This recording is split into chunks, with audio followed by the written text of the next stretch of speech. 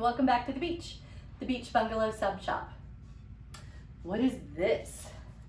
This is a 12-inch birch round. Can you sublimate on it? At first blush, we would say no, and that is what we're going to find out today. So, what is the first rule of sublimation? No, it's not don't talk about sublimation. This is a fight club. You talk about sublimation because you love it so much. First rule is that sublimation needs poly. That's how it works, people. That's the science behind dye sublimation. The inks, when turned into a gas, bond with a poly resin coating on a hard substrate or with the polyester fibers in a shirt, in a textile, in a slipper, a towel, whatever. They need poly, okay? That's why on cotton shirts, people use a hack with a poly spray. I don't know about that because I haven't used it, so I'm not going to talk to that. But the higher the poly coating or the higher the poly count, the better and more vibrant your outcome will be. So, Facebook group, somebody goes, can you sublimate on wood? And I'm thinking, no, because wood is a natural product. There's no poly on it. So I said, no, not really. You need, what I just said just now. So another member of the group said, actually you can. I've done it a million times. Don't say no before, you haven't tried it. I'm like, huh, all right, let's search this stuff up. So assistant Google is my friend. I went and looked it up. So many different videos on using this stuff by Plydolex. What is it? Play-Doh and Rolodex together? Come on, people. Make something that's easy to say. Plydolex. Amazon, you get 10, 12-inch rounds or 12 of them? Anyway, in a box, relatively inexpensive. And this is birch. I'm pretty sure it's a veneer, but we'll see. And so you guys are experiencing this with me as we speak. This one has been sanded down lightly. We're gonna see how that one goes. This one I've already taped my design to. It's a red, white, and blue welcome sign. And the reason I taped it is because my printer only prints up to legal size, 8.5 by 14. These are 12 by 12. How can you do that? Well, you cut it and you splice it. Then you have a couple of pretty little stripes in between. You use designs that look fine with cutting them up. You work with what you have, okay? That's what I'm doing. So, the lovely lady on the video said 400 degrees for 60 seconds. So, let's reset this for 60 seconds so I don't have to stand there, because I know how you guys love to watch me stand there. Okay, so we'll see how it goes, all right?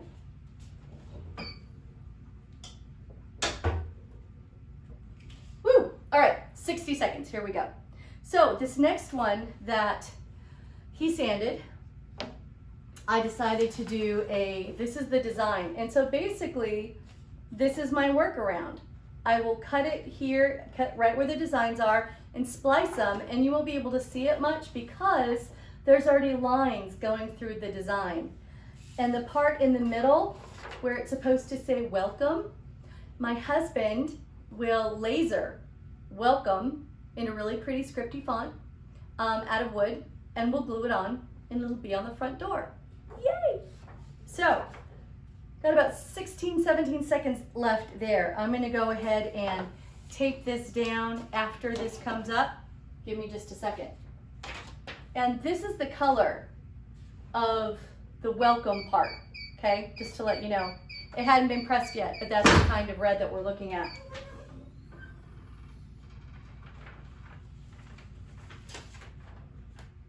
I love the smell of wood.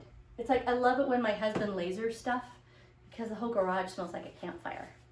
That's not really burning, but a campfire nonetheless. Okay.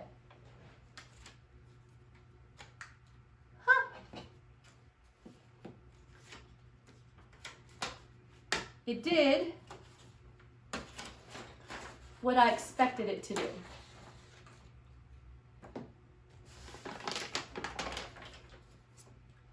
If you like vintage and muted and not really crisp and bright, then this worked pretty well, I guess you could say. It's all right. Not really my vibe, not really my style. I prefer the colors to really, really pop and sing. That's what I love about dye sublimation, is that everything is just so darn vibrant. So for me, can you? Yeah, it worked. So let's do the sunflower sign and see how that goes, okay? Hang on and I'll go tape it down. Okay, tape down, ready to go. Now I have left a little line in the middle because I want to see how the actual wood is without being sublimated on, okay? So here we go, the sunflower one, 60 seconds at 400 degrees.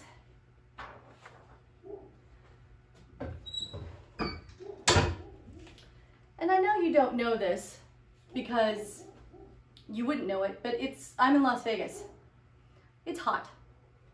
This thing is 400 degrees. It's like 100 degrees today. Yep, this week, it already been to 115. What am I doing next to a heat press? I'm talking to you. That's what I'm doing, because you're my friends. Anyway, what we did, just to let you know, with this one, we sanded it just to see if there was a if even a slight poly coating because of whatever color, because it does say on the Plydolex website that it is coated with a slight color. So we wanted to get any trace of anything that had any poly off of it. So that's what we did with this one, just to let you know. 8 seconds as I sit here schwitzing. Whoo!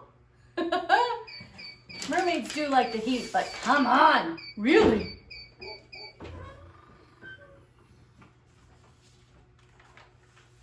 Wow.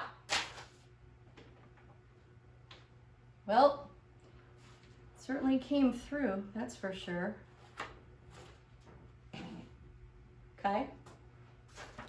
Now this one, I think would be beautiful if there was a normal unisub type white coating underneath it, because this is delightful. I love this design. Okay. The design does lend itself to being a bit muted, okay? But again, I want these colors to pop.